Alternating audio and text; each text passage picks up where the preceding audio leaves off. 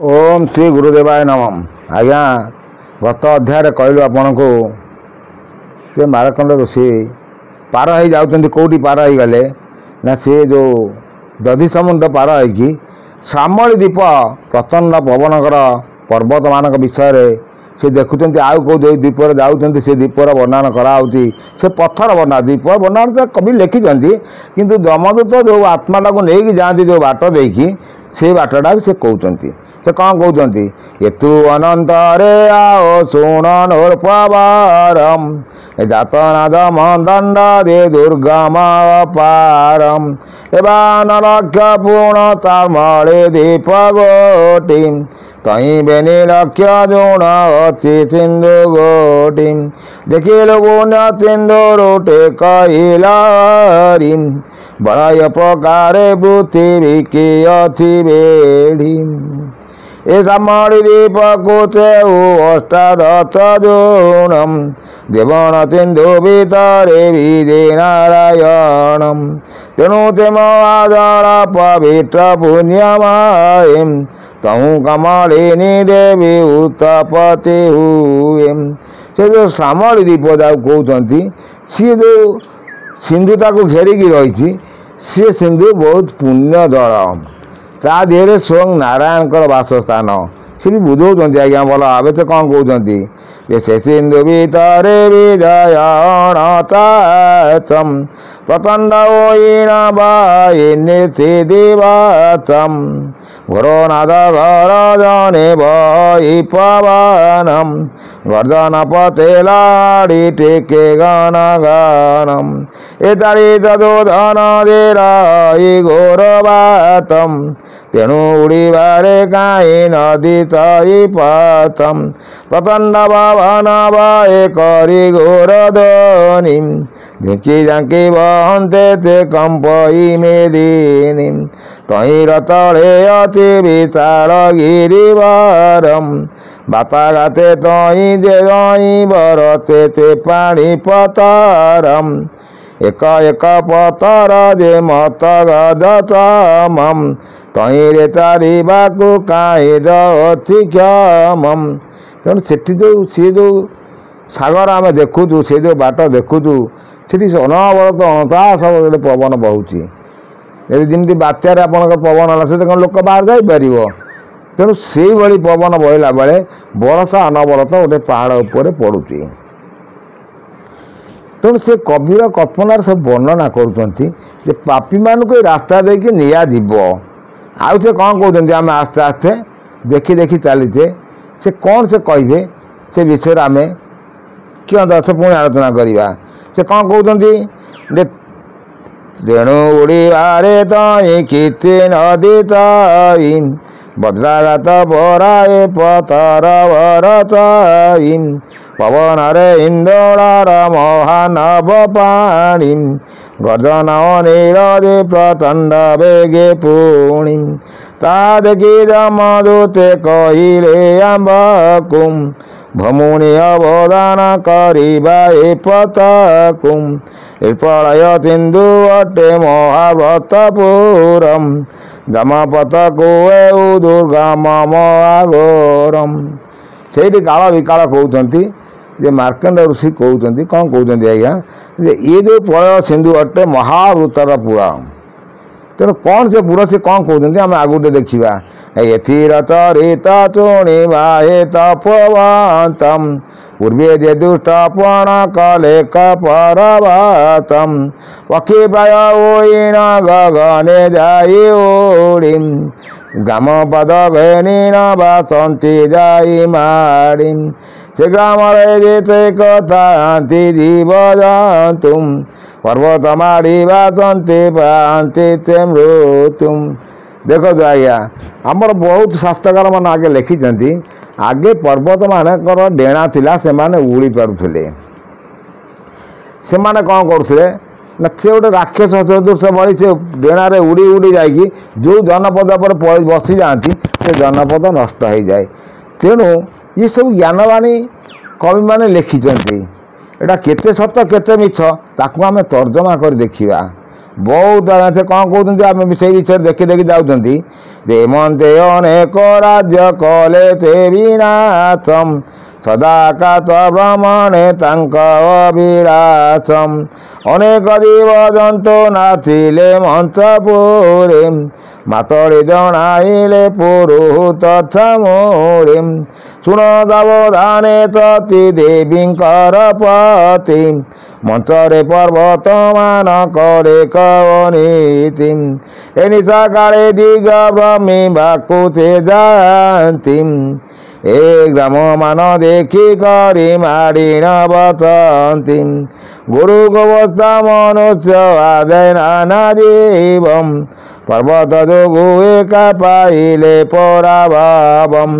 ଶୁଣି ଚକ୍ରରାୟର ମନରେ ଗୁରୁ ଖଙ୍ଗମ୍ ତକ୍ଷଣେ ଆରୋହିଲେ ଐରାବତ ନାଗମ୍।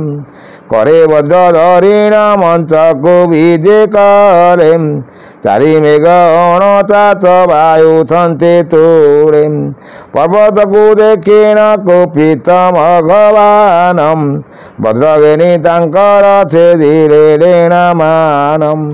देख आज्ञा ये से कहते जे इंद्रकर जो सारथी मातड़ी से जाकि इंद्र को कहला जे प्रभु हे चक्रराय तांका ना भी होती चक्रराय तांका ना पुरुहूत इंद्रकर बहुत ना अच्छी तेणु छाड़ू से ना पुरुष आम कौन दरकार अच्छी से इंद्र को कहते जे पर्वत मानक जो डेणा लगिला डेणा अच्छी से माने जनपद देखिए राति जाती भ्रमण करने राति है माने से गोटे जगह न बसिकी गगन में बुलिया जाती से बुलू बुलू जो इच्छा है से गाँव में गड़ी पड़ती बसी जाती तेणु से जनपद सब नष्ट हो जाती। तेणु इंद्र रागी करके से पर्वत माला पाखक सब आसी पहुँच जाकि देखिले तेणु से कौन कहते शुणी चक्ररायर मन रे गुरु खंगम तक्षणे आरोहिले ऐरावत नागम। तेणु से ऐरावत हाथी भाव निजे स्वयं वज्र धरिकी आसी पहुँचले। तेणु से कौन कहते पर्वत को देखिण कुपित मघवानम भगवान बोलते इंद्र तेणु तांकु जीति थिबारु रावण पुओ को ना दिया मेघनाद। तेणु बहुत ज्ञान अच्छी आउ से कौन कहते देखा भल भल कथा से कहते आउ से वज्रघेनी तार थे दिले ऋणमानम पर्वत को घेनी न कुपित मघवानम। से जो पर्वत मान जो डेणा लगे उड़ूले देखिकी रागे डेणा मान से वज्र काटी पकईले भल कथा कहते भुज काटते अज्ञान होइले चकड़म पर्वत गंधी होई रहिले कचयड़म। ए महत अष्टगिरि तुर पतिर भय सत मनार घरे रखिले तांक कायम। पूर्व दिगरे जे उदय नाम रे गिरी आदित्य चरण गला इंद्रे भय करी नीलगिरी जगा बंधुक आश्रय कलम मंदरगिरी ब्रह्मा रे चरण पतिराम। दुर्गा को आश्रय करी रहिले विंध्यगिरी मलयगिरी आचे कले वज्रधारी। ए मंदरगिरी की रक्षा कले कुबेरम पार्वती रखिले हिमवंत गिरिवरम। कैलासगिरी के ईश्वर रक्षा कले हेमंते अष्टगिरी जे निर्भय रहिले।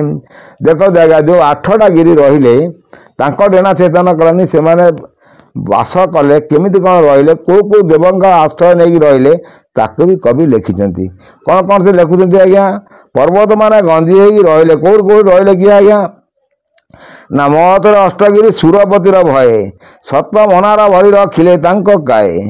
पूर्व दिगरे जे उदय नाम रे उदय नाम गिरी उदयगिरी क्या कहते उदयगिरी सी रहिले पूर्व दिगरे आदित्य शरण गला इंद्रे भय करी नीलगिरी जगबंधु आश्रय कर नीलगिरी जो आम नीलात निवास कहते जगन्नाथ को से रहा नीलगिरी आ भी से कौन कहते नीलगिरी पुणी मंदरगिरी आ भी रहा विंध्यगिरी आउ रहा मलयगिरी ଏସବୁ ଆପଣମାନଙ୍କ ଗୀତ ଆଗରେ କହିଲି। ଆଉ ସେ କହୁଛନ୍ତି କେଉଁ ଗିରି ରହିଲେ ନା ହିମଗିରି, ଆଉ ରହିଲେ କୈଳାସଗିରି, ଏମତ ଅଷ୍ଟଗିରି, ଏମାନେ ସବୁ ଦେବାଦେବୀମାନଙ୍କୁ ଆଶ୍ରୟ କରି ରହିଲେ ସବୁ। ଏ ମହିନାକ ନାମରେ କଇ ଗିରିବାରମ୍, ପବନକୁ ତୁତି ଦେଉ କରଇ ଅପାରମ୍। ଏ ଗିରିବର ଭକତି ଜେଗେନି ନମରୁତମ୍, ଇନ୍ଦ୍ରଙ୍କୁ ବଳେ ଉଡ଼ାଇ ଆଣିଲା ତ୍ୱରିତମ୍। ଏ ବରୁଣ ମନ୍ଦିରେ ଯେ ଗୁପତେ ଥୋଇ ଗଲାମ୍, ହେମନ୍ତ ସମୟେ ବିମାନ ତହିଁ ରହିଲାମ୍। ପର୍ବତକୁ ନିବାରଣ କଲେ ସତୀପତି, ଲେଉଟି ବିଜେ କଲେ ଭୁବନ ବାରସ୍ୱତୀ। ଯେଉଁଠି ଏଇ ଯେଉଁ 8ଟି ଗିରି ଯେଉଁଠି ରହିଗଲେ ସବୁ ଆଶ୍ରୟ କରିକି, ସେଇଠି ପବନକୁ ଯେତେବେଳେ ସିଏ ଯାଇକି ଚିନ୍ତା କଲେ, କେଉଁ ଚିନ୍ତା କଲେ ଆଜ୍ଞା, ଯେ ପବନକୁ ତୁତି ଦେଉ କରଇ ଅପାରମ୍, ମହିନାକ ନାମରେ କଇ ଗିରିବରମ୍। ମହିନାକ ବୋଲି ଗୋଟେ ଗିରିବର ଅଛି। ସେ ଯେତେବେଳେ ପବନକୁ ସ୍ତୁତି କଲେ, ପବନ କ'ଣ କଲେ ନା ଇନ୍ଦ୍ରକୁ ଉଡ଼େଇ ନେଇକି ତାଙ୍କ ସତୀପୁରରେ ରଖିଦେଲେ। ବହୁତ ସୁନ୍ଦର କାହାଣୀ। ଏସବୁ ଆଜ୍ଞା ପୁରାଣର ତଥ୍ୟ। କେତେ ସତ୍ୟ କେତେ ମିଛ ତା ତ ଭଗବାନ ଜାଣନ୍ତି, କିନ୍ତୁ ଆମେ ତ ତାକୁ ପଢ଼ିକି କିଛି ଜ୍ଞାନ ଅର୍ଜନ କରିବା। ତେଣୁ ଏସବୁ ଜ୍ଞାନ ବାଣୀ ଯଦି ଶୁଣିବା ପାଇଁ ଆପଣମାନଙ୍କୁ ଭଲ ଲାଗୁଥାଏ, ମୋର ଏଇ ଚ୍ୟାନେଲକୁ ଆସିଲେ ବହୁତ ଜ୍ଞାନ ପାଇବେ। ଆଉ ସେ କ'ଣ କହୁଛନ୍ତି ଆମେ ତା ଭିତରେ ଦେଖି ଦେଖି ଯାଉଛେ। ଲେଉଟେ ବିଜେ କଲେ ଭୁବନ ବାରସ୍ୱତୀ, ପର୍ବତକୁ ନିବାରିଣ ଦେବ ସତୀପତି। ସେଇଠି ସେ ସବୁ ଫେରିଗଲେ। ବରୁଣ ଦେବତାଙ୍କୁ ଯେ କହିଲା ସମୀରମ୍, ଏଇ ମହିନାକ ଗିରି ଶରଣ ମୋରମ୍। ଏହାକୁ ତୋର ପୁରେ ସମ୍ଭାଳ ଜଳପତି, ମୁଁ ତୋର ତାନୁ ଜଗେ ନମୋହର ମିନତି। ଏ ବାରୁଣ ବୋଇଲା ଏଉ ଇନ୍ଦ୍ର ବୈରୀ, ଏହାକୁ ଯେବେ ଦୟା ଓଇଲା କତରି। ଆମ୍ଭେ କହିଦେବା ଠାବ ତୋଇ ରକ୍ଷା କରମ୍, ତୋର ଆଚାରେ ଥାଉ ଏହୁ ଗିରିବରମ୍। ବରୁଣ ଆଜ୍ଞା ପ୍ରମାଣେ ପ୍ରଚଣ୍ଡ ପବନମ୍, ମହିନାକକୁ ଘେନି ରହିଲା ଏକତାନମ୍। ଏଇ ସେଇ ମହାଗିରି ମହିନାକ ନାମମ୍, ଉଡ଼ନ୍ତି ପତର ମାନେ ମରୁତ ସଂଗ୍ରାମମ୍। ପ୍ରଚଣ୍ଡ ପବନ ବହିଲେ ମଳୟ ବାରି, ଶପଥ ତମୁଣ୍ଡେ ନିତ୍ୟ ଟେକଇଲ ହରି।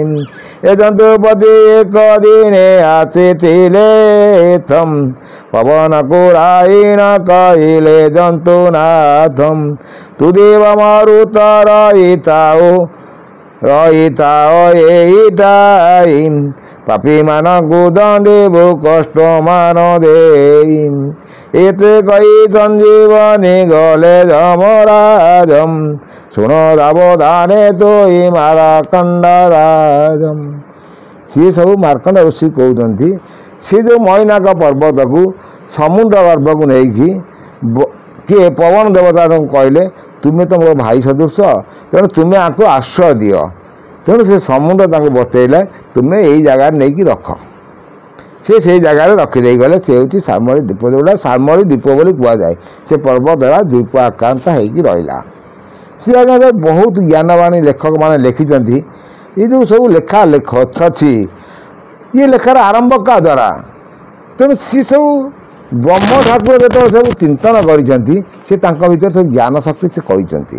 ତେଣୁ ମୁଁ ମୋର ଏଇ ଚ୍ୟାନେଲରେ କହିଛି ଆପଣଙ୍କୁ, ଆସନ୍ତାକାଲି କି ପରେ ପୁଣି ସେଇ 46 ପଟଳ ଉପରେ ଆଲୋଚନା କରିବା। ଲୋକମାନେ ପୁଣି ବି କହୁଛନ୍ତି ଜ୍ଞାନ ତତ୍ତ୍ୱ ଉପରେ ଦେଖିବା କ'ଣ କହୁଛନ୍ତି। ଆମେ ତ ପଛକୁ ଯିବା ନିଶ୍ଚିତ। ଦେବଣ ଜନ୍ତୁ ମତରେ ଓଇଲେ ଜନମମ୍, ପାପରେ ଦିନ ନିଏ ନ କରେ କିଛି ଧର୍ମମ୍। ଏ ଜଗନ୍ନାଥ ନାମକୁ ନ କରଇ ବିଶ୍ୱାସମ୍, କୁଟେ କପଟେ ପ୍ରାଣୀ କି କରଇ ଜିନାଶମ୍। ସୂର୍ଯ୍ୟଗର ମାନଙ୍କୁ ଯେ ଲଗାଇ ପାତକମ୍, ମନ୍ତ୍ରୀ କି ମରମ ବାଚଇ ଦେବଣ ଲୋକମ୍। ସେ ସବୁ ଭଲ ଭଲ କଥା ସେ କହୁଛନ୍ତି। ଯଦି ସେ ପୁରାଣ ଶାସ୍ତ୍ର ନୀତି ସତ୍ୟ କିଛି ନ କରିବେ, ସେଇମାନଙ୍କ ପାଇଁ ସେ ସବୁ ବିଚାର ଚାଲିବ। ସଭାରେ ବତିନ ଦେଖାଇ ମିଥ୍ୟା ବାଣୀ ପ୍ରକଟ କରଇ ଯେ ଗୁପ୍ତ କଥା ତୁଣି ଏ ପ୍ରଭୁଙ୍କ ଯେଉଁ ଲୋକର ପରମାଧବଣୀ ନିର୍ଦ୍ଦୋଷୀ ଲୋକକୁ ଯେ ଚିନ୍ତାଇ ଅବହେଳେ। ଯେଉଁମାନେ ନିର୍ଦ୍ଦୋଷୀ ଲୋକଙ୍କୁ ଦଣ୍ଡ ଦିଅନ୍ତି, ଯିଏ ସଭାରେ ବସିକି ମିଛ କୁହନ୍ତି। ମୁଁ ଆପଣମାନଙ୍କୁ ମୋର ଏଇ ଗତ ଏପିସୋଡ଼ରେ ବି କହୁଥିଲି, ଆଜିକାଲି ବହୁତ ସାଧୁ ସନ୍ଥମାନେ, ବହୁତ ଲେଖକମାନେ, ବହୁତ ସାଧୁ ସନ୍ଥମାନେ ବହୁତ ମିଛ କହୁଛନ୍ତି ଖାଲି ଅର୍ଥ ଲୋଭରେ ପଡ଼ିକି। କ'ଣ କରାଯିବ? ସେମାନଙ୍କର ଯେତେବେଳେ ଶରୀର ଛାଡ଼ିବେ ତାଙ୍କ ପାଇଁ ଏସବୁ ଦଣ୍ଡର ବିଚାର କରାଯିବ। ଆଉ ସେ ଆଗକୁ କ'ଣ ବିଚାର କରିବେ, ଆଗକୁ କ'ଣ ହେବ, ଆମେ ପୁଣି ତାକୁ ଦେଖିବା। ଶୋଣିତ ରୂପୀ ଓ ରମ୍ୟକ ଦ୍ୱୀପ ବିଷୟରେ କିଏ ଦଂଶ ଆମେ ଆଲୋଚନା କରିବା। ତେଣୁ ସେ ତାକୁ କହୁଛନ୍ତି, କାହାକୁ କହୁଛନ୍ତି? ମାର୍କଣ୍ଡ ଋଷିକି କାଳ ବିକାଳ ବୁଝାଉଛନ୍ତି ଯେ ମହର୍ଷି, ଏ ରାସ୍ତାରେ ଏଇ ଯେଉଁ ପଥ ସବୁ ପଡ଼ୁଛି, ଆମେ ଯେଉଁ ସୂକ୍ଷ୍ମ ଶରୀରରେ ଯେଉଁ ଆତ୍ମାକୁ, ପାପୀର ଆତ୍ମାକୁ ପୁରେଇକି ଏଇପଟରେ ନେଇକି ଯାଉ। ଭଲ ବିଷୟବସ୍ତୁ ଆଜ୍ଞା, ଶୁଣିଲେ କିଛି ଜ୍ଞାନ ଅର୍ଜନ ହେବ। ଏତକ ରହୁଛି। ମୁଁ ନେକ୍ସଟ ଅଧ୍ୟାୟରେ କହିବା କିଛି ଜ୍ଞାନ।